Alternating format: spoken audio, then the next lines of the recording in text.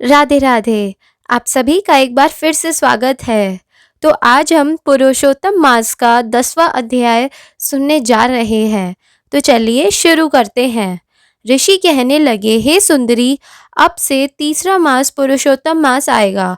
उसमें स्नान करने से मनुष्य के दोषों से छूट जाता है।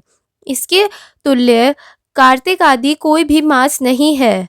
सब मास तथा पक्ष और जो भी पर्व है पुरुषोत्तम मास की 16वीं कला के बराबर भी नहीं है।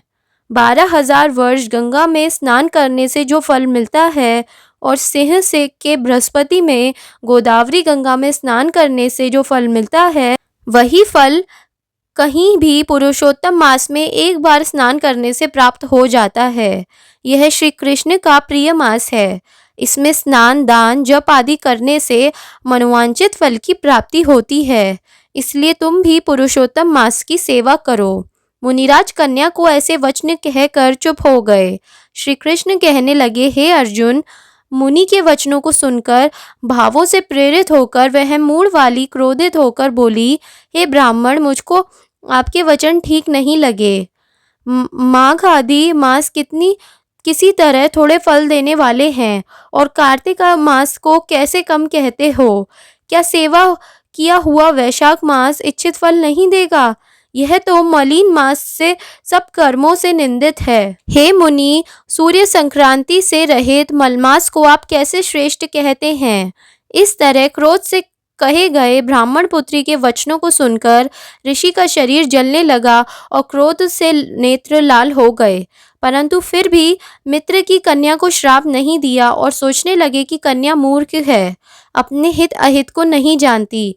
पुरुषोत्तम मास का महात्म्य जो बड़े बड़े ज्ञानी भी नहीं जानते, तो कम बुद्धि वाले पुरुष व कन्या कैसे जान सकते हैं? और यह बिना पिता की कन्या दुख रूपी अग्नि से सुलगती है, वह मेरे अत्यंत उग्र श्राप को कैसे सहन करेगी?